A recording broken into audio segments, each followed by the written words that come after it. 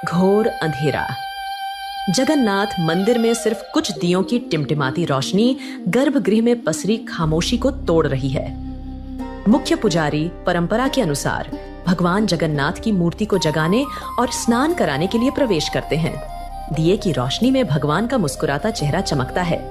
राजेंद्र जी की आंखें रोज की तरह श्रद्धा से झुक जाती हैं, लेकिन आज कुछ अलग है। उनकी नजर भगवान के होठों के कोने पर अटक जाती है। वहाँ कुछ पीला सा लगा है, दाल और चावल का एक दाना। ये क्या है?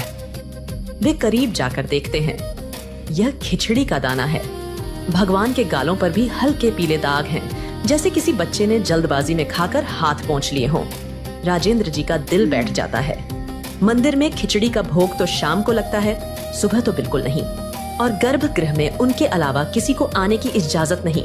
यह अपवित्रता है या कोई चमत्कार? भक्ति जब सारे नियम तोड़ देती है, तो भगवान भी अपने नियम तोड़ देते हैं। ये कहानी किसी भक्त की नहीं, बल्कि उस माँ की है जिसके लिए भगवान ने अपना सिंहासन छोड़ दिया। जरा सोचिए, भगवान के होठों तक खिचड़ी कैसे पहुंची? कौन था वो जो जगन्नाथ के द्वारों के पार पहुंच गया?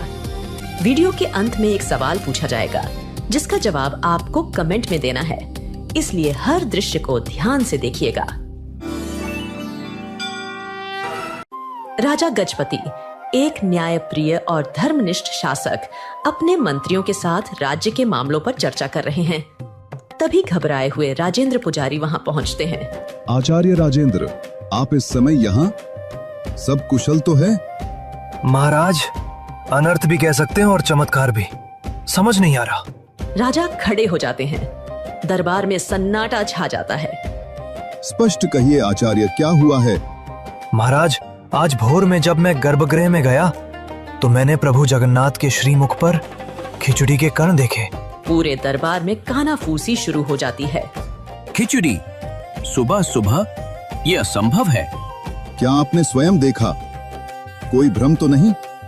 महाराज, अपनी इन आंखों से देखा है, जैसे किसी ने प्रभु को भोग लगाया हो और उन्होंने उसे स्वीकार भी किया हो।